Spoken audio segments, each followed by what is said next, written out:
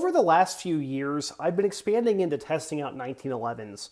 Since moving to Utah, the home of John Moses Browning and the birthplace of the 1911, I realized that I wanted to experiment with that platform more, but I didn't really know how I wanted to have a 1911 set up. I had shot a lot of them over the years, and I had experimented with some that I had personally owned when I was younger, but it wasn't until 2022 that I actually bought a newer production gun and started monkeying with them. So during 2022, I owned a Springfield Ronin very briefly, and then I got an EDCX9 from Wilson Combat, and then I got some more guns. But I ended up coming back to the single stack guns for a couple of reasons. But I wanted to talk about why I've got this specific small gun in front of me today, and why it's kind of become a culmination of a lot of the things I like out of the 1911. So this here is a Tisas Tank Commander that I bought during the summer of 2024. I bought it for the express purpose to be a project gun. When this gun came to me, it looked nothing like this. I mean, sure, parts of it look like this, but we've modified quite a bit. This is a gun that I bought for about $400 from Family Firearms. They're a really good online store to buy from. They were quick shipping, I can't complain. But we had an idea for this gun, which was to take this GI-style commander gun, so a 4¼ inch barrel, chambered to 9mm. We wanted to modify this to kind of be more optimized as a fun shooting pistol and maybe an occasional carry gun. So I'm going to go from top to bottom to cover what we've done to the gun so far, because it's really been quite a bit with this gun. So starting on top of the gun, we still have the factory sights, and all I've done is paint the front sight orange. Just simple white primer paint and then orange paint. I like to have higher visibility sights. Tisas does like a kind of proprietary cut for their sights. Obviously this one is a standard 1911 sight that goes in through the bottom of the slide and is staked in or soldered in. Rear sight dovetail, I've heard some things that sometimes they're proprietary, sometimes they're not. So far, these sights have been fine. I do have plans to get the gun milled for an optic down the line, which again, people might say, well, Paul, this gun's $400, why would you spend the money? I enjoy it. I think the build quality is great. And it's been a fun platform to monkey with and to build upon, so I can't complain there. So we've modified the sights just by painting the front sight. Within the slide, all I've done really is that we've fitted an extra power firing spring to the gun, because I just wanted to have that there for extra drop safety protection. It's hard to see it, but the firing pin's a slightly different color. I want to say it probably shows up like green here on the camera. It's a titanium firing pin, so if the gun were to drop, it would have a better likelihood of not going off like a lot of guns with steel firing pins do. It's pretty common for 1911s to have titanium firing pins to prevent guns firing when they're dropped. One thing we did that the average person probably wouldn't do, but we wanted to, we actually reprofiled the extractor and modified the tension a little bit. This gun failed one of the stages of the 10-8 extractor test, specifically the stage where you load the gun, so insert a magazine, rack the slide, and fire the gun 10 times with no magazine inside of it to act as a base to help out with getting rounds out. Effectively, I had spent rounds that were trying to come out through the bottom of the gun, which is just a sign of poor extractor tension. So we ended up doing some modification and getting that working. And again, that's something that the average person wouldn't run into any issues with, but that's something I wanted to modify to get it working better. Going back to looking at what we've modified here, the back end of the gun has been very, very, very heavily modified. So when this gun ships from Tisas or ships from a retailer to you, the frame tangs are not radius like this. They're the traditional 1911 long frame tangs, and this gun comes with like a rat tail, beaver tail. I have permanent scarification here from shooting GI guns in the past because of my big hands. I needed to have a beaver tail on here. Now this is something that was a lot of effort to do, right? We had to get a beaver tail jig from Wilson Combat and then file and cut on the frame to make this radius. Now, full disclosure, I'm not the person who did this. I've got a buddy, Logan, who is great with 1911s. And this was one part a project for me, but also him to do some time with the Tisas guns. And the radius work he did is really good. I mean, it's very well done. We fitted this Wilson, it's the high ride beaver tail. I think it's high ride. They do high ride and high grip. It's just slightly different profile for the angle, but it allows us to get a nice high grip on the gun. He radiused it so it feels really good. He also fitted this Wilson Combat big paddle safety for me. I'm going to bring the gun up to the microphone here and just click it. The safety is so positive. It's as positive as the EDCX9 that I owned was. We also basically resprung a lot of the parts of the gun that were minor parts that needed it, such as the plunger tube springs resprung to be a better one. Same with the detent. We added one of the Wilson Combat detents that gives it a better angle on the safety to make it that nice positive feel. So we added a beaver tail here and a mangle safety. Hammer is still the OEM one. Moving our way down, we fitted a long Harrison smooth trigger to this gun from Harrison Design. John Harrison sells great parts. This part requires some fitting, which it's a 1911, pretty much all the parts require fitting, but it's really made the trigger pull fantastic on this gun.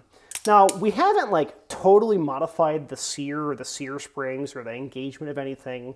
We have bent some of the legs of the sear a little bit, or the sear spring a little bit, but we haven't like dropped into the full ignition kit to make the trigger pull better or worse or different. Trigger pull in this gun comes out to about 4.25 pounds, which some people might say is too light, some might say is too heavy. For me, I'm totally fine with that, and I really like it. I found that I do prefer a longer trigger for the trigger reach with my big hands. I'll take it. Moving our way down here, the gun ships with an arch mainspring housing, but we did just smooth over the harsh edges so it wouldn't dig into your hands in an uncomfortable way. It looks like that from a combination of that work, but also the bluing we did on this gun came off pretty quickly once you start handling it with hot, sweaty hands. The grips here are Harriet grips. These are classic style hard walnut, like a black walnut look.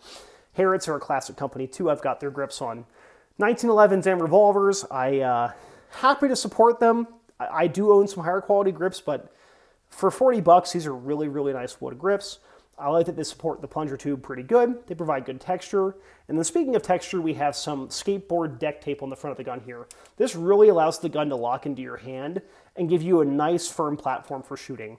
Now this is a 9mm steel frame gun, so it's already a soft shooter, but having this makes it a lot easier for a lot of people who are still getting used to shooting 9mm center fire to shoot this gun well.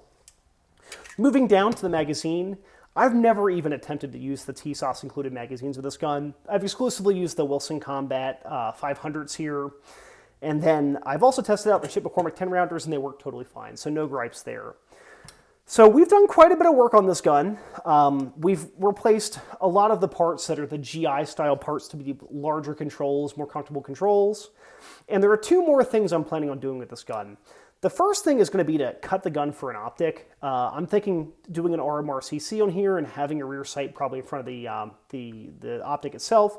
This is not a surprising thing if you know my other carry guns. I like having the rear sight in front. And I do enjoy the RMRCC. I do own the Holosuns and I have used them over the years, but for me I just kind of prefer how the RMRCC works for small optic. So that's the first thing we're going to be doing, or probably the next big thing. Aside from that, I only have one issue with the gun, which can be fixed with parts.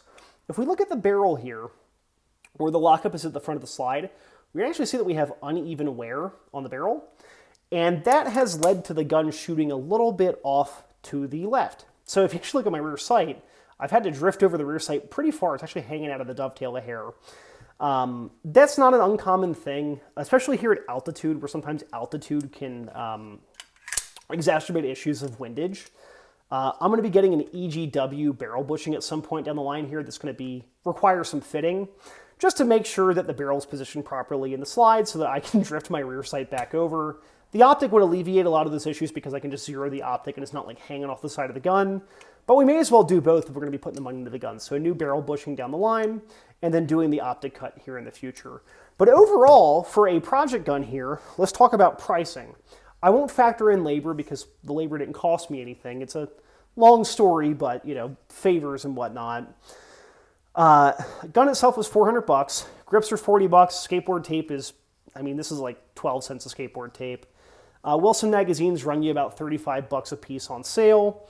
About 70 bucks for the Beaver tail, about 65 bucks for the safety here. About 30 bucks for the trigger. You're looking at maybe about $700 for this gun as pictured. Now, obviously, paying someone to fit the parts to the gun will cost money because gunsmithing isn't cheap for good quality stuff. But all in all, I'm glad that we did this and didn't start with a different base gun. Tisas is a company that you see a lot of their guns out there, and you think for the money they've got to be crappy. But the matter of the fact is that labor is cheap in Turkey, or Turkiya. Labor is cheap over there, and everything is done via machining rather than a lot of MIM'd parts. Tisas used to use metal injection molded parts, but pretty much everything is going to be billet, which means it's, machined out of bar stock, or they might do some castings here and there that are still pretty high quality castings. So my thing is that this base gun wasn't just a good gun for $400. Like, oh, it's a budget gun, you could do better if you spent $600. I think this is better than pretty much all of the guns coming out of companies like Springfield, better than a lot of the Colts, which, I own some Colts, and their quality control has always been kind of eh. I'm just really happy with this. This is why I'm continuing to put money in this, because it's a fun shooter, and we constantly have discussions here between Logan and I about 1911s, and we joke that, if you want to get a budget gun, buy a Tisas. If you want to get a not custom gun, but it's really good, you buy a Dan Wesson. But we don't see a point in buying anything between Tisas and Dan Wesson price-wise. Now, we've both owned and monkeyed with Springfield guns, and they have their problems. Current Colt guns are rough, to say the very least. Smith & Wesson and SIG do not make a 1911 worth buying. And the Rugers used to be known as good budget guns, but a Tisas is just doing a better job for less money than a Ruger is right now. So, yeah, Tisas Tank Commander. I liked it enough that I ended up buying another Tisas, which you'll be seeing on the channel pretty soon here. But overall, this is a gun that I've really enjoyed modifying and enjoyed shooting. So you'll be seeing more footage, but I wanted to catch a snapshot of how it looks right now at this point in time on October 21st, 2024. So stay tuned for more content with 1911 stop-action revolvers, Glocks, and then, of course, watches. The watch stuff's not going away. It's just that with recovering from a back injury, the gun stuff's been a little bit more fun to monkey with here out in the workshop. So thanks for watching.